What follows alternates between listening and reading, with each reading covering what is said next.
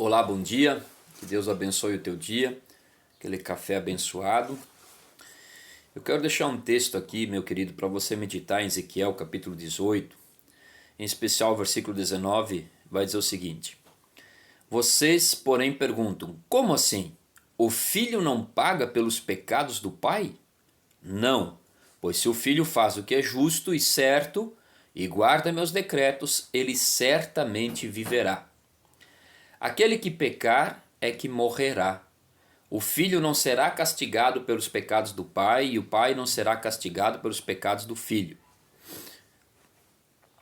Os justos serão recompensados por sua justiça, e os perversos serão castigados por sua perversidade. No capítulo 18, Deus fala sobre sua justiça, né? Ele está mostrando que ele é justo e ele enxerga todas as coisas. E o capítulo 18 começa com um provérbio que era usado em Israel, que diz o seguinte: Por que vocês citam este provérbio a respeito da terra de Israel? Os pais comem uvas azedas, mas os dentes dos filhos é que estragam ou estragaram. Ou seja, Deus então está mostrando que eles não deveriam mais citar esse provérbio, porque é como se estivesse acusando Deus de ser injusto. Só que Deus não é injusto, Deus nos julga da maneira justa, certa, correta. Somos julgados por Deus individualmente. Há juízos de Deus que vêm sobre uma nação? Sim.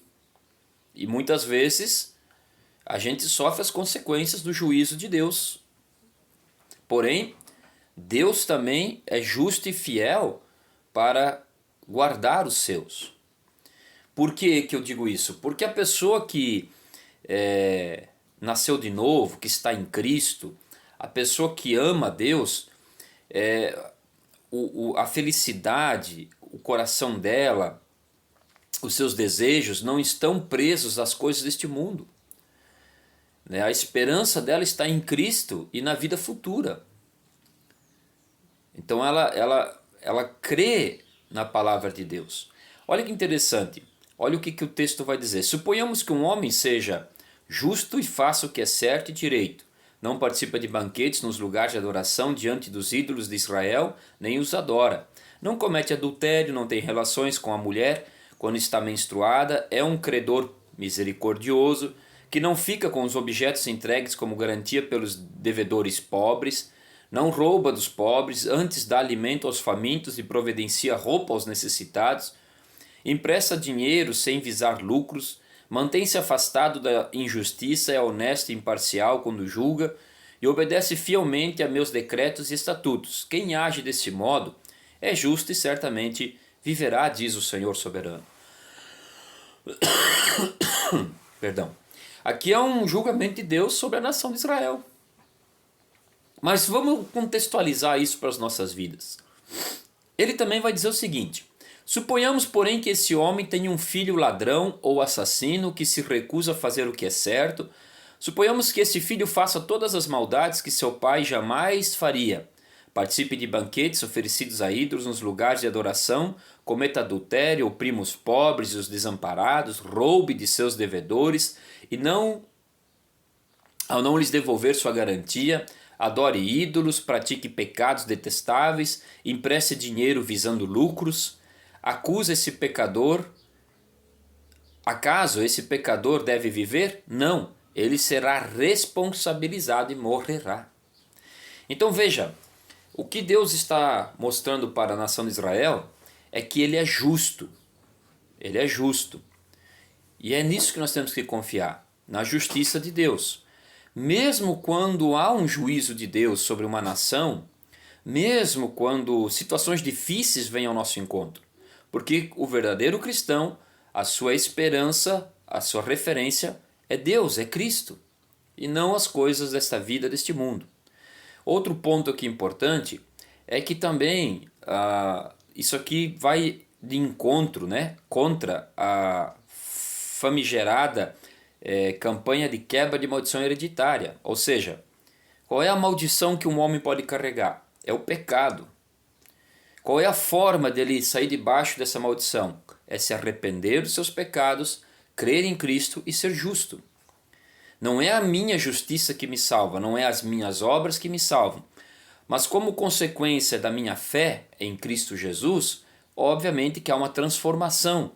E nós somos salvos para essas boas obras, para praticar o que é justo, o que agrada a Deus, né? De uma forma bem resumida.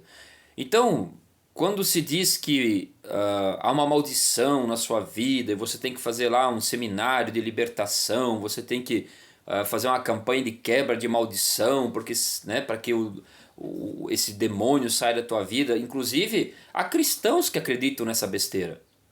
Ou seja, a verdade é que ele peca deliberadamente. O problema não é um demônio que está ali na vida dele fazendo ele pecar. É ele que peca porque o seu coração é perverso, é mau. Nós pecamos porque realmente o pecado é o nosso grande inimigo. É o que pode nos afastar de Deus. Então o que acontece? Não estou aqui fazendo papel de advogado do diabo, mas eu não posso terceirizar as minhas responsabilidades, as minhas culpas. E esse tipo de campanha, como quebra de maldição hereditária, dá um poder ao diabo que o diabo não tem. Ensina as pessoas a ter medo do demônio. Ensina as pessoas a ter medo do diabo.